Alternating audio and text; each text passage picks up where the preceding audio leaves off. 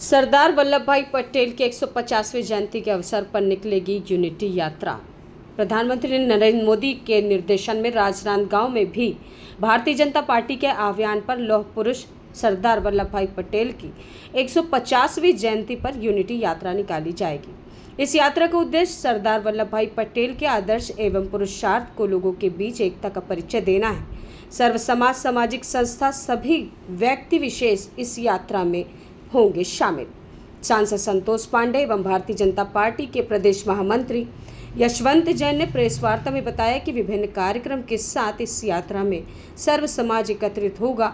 विशेष रूप से खिलाड़ी युवा वर्ग को सम्मानित भी किया जाएगा।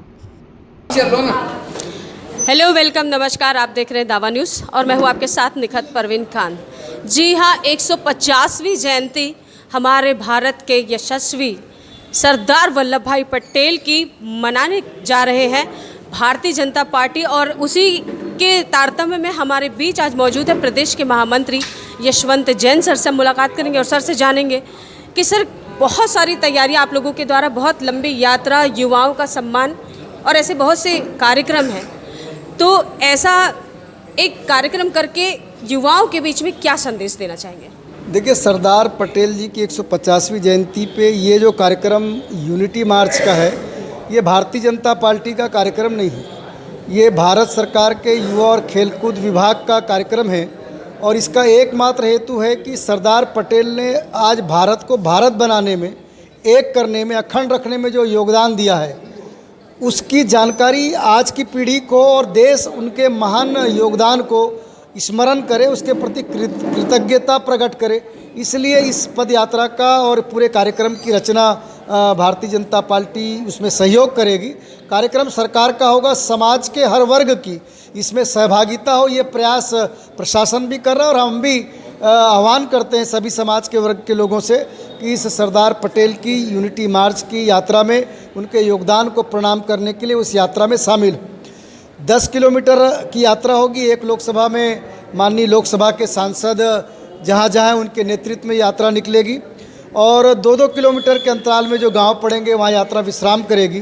कम से कम 150 से 200 युवा, जिसमें एनएसएस के लोग होंगे, एनसीसी के लोग होंगे, स्टूडेंट होंगे, खिलाड़ी होंगे, वो इस यात्रा में सुबह से शाम तक, रात तक साथ चलेंगे। हर पड़ाव पे गाँव में कुछ कार्यक्रम होगा, सांस्कृतिक कार्यक्रम होगा।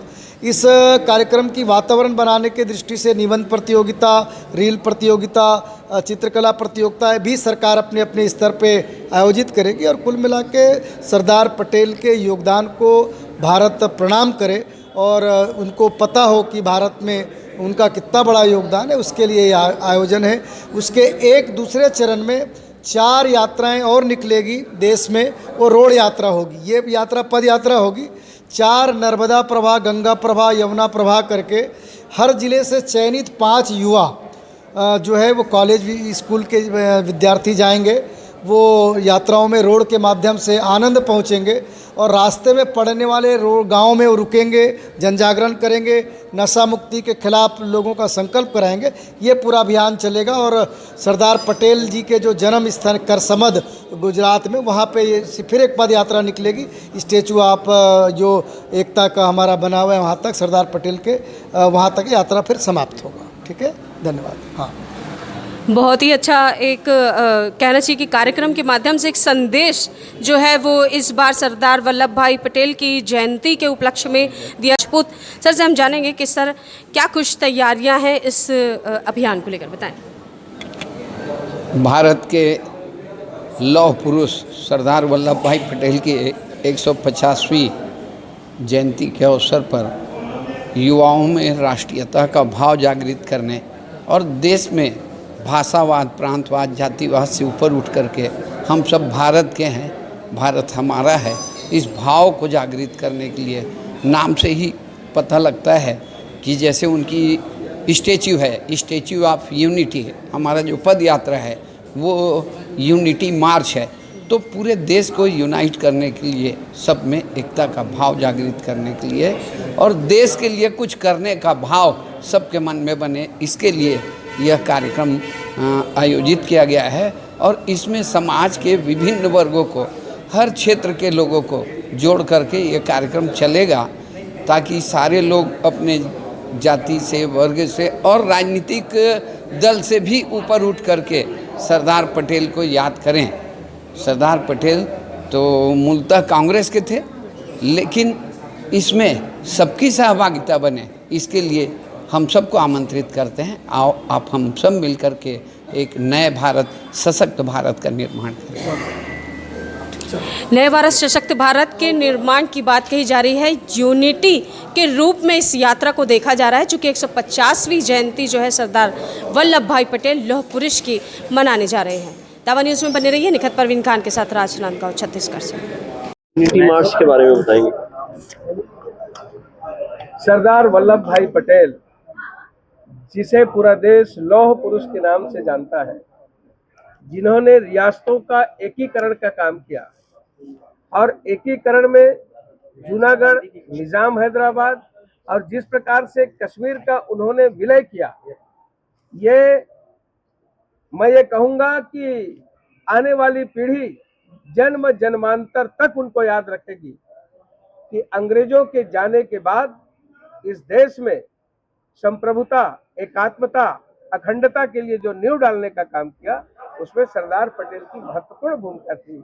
और उसके 150वीं जयंती पर और ये यूनिटी मार्च जो रखा गया है पूरे देश में होगा, उसी के तहत हमारे ऐसे 3 जिलों में, राजनांदगांव, खैरागढ़ और कवर्धा में भी, जिसमें पद यात्रा होगा, अनेक पड़ावों में सांस्कृतिक कार्यक्रम होगा, एक पेड़ माँ के नाम, अनेक जिज्ञासा और समाधान, जनरल नॉलेज के विषय में, ऐसे कुशल और जो यूथ आइकॉन है, इनका सम्मान का काम इस प्रकार से किया जाएगा। बहुत ही शानदार कार्यक्रम पूरे देश के अंदर एक बार, और उन्हें ऐसा स्मरण ये देश करने वाला है कि आने वाली पीढ़ी उसे याद करके, उनकी जीवनी को जान करके, याद करके और उनसे प्रेरणा ले सके।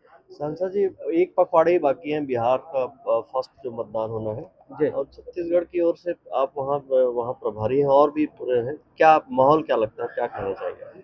आज की जो स्थिति है, जिस प्रकार से हरियाणा में भारतीय जनता पार्टी जीती, जिस प्रकार से महाराष्ट्र में भारतीय जनता पार्टी जीती, मैं आपको कह सकता हूं कि माननीय नरेंद्र मोदी जी, माननीय अमित शाह जी और बिहार प्रदेश में नीतीश कुमार जी का जो कुशल प्रबंधन है वो लाजवाब है। फिर से भारतीय जनता पार्टी और नीतीश कुमार जी की सरकार और बिहार में आने वाली है। मुझे एक लोकसभा का दायित्व है और मैं आपको ये कह सकता हूं कि बहुमत के साथ भारतीय जनता पार्टी पहले से ज्यादा आने वाली। प्रशांत किशोर जी वहां पर काफी सक्रिय हैं।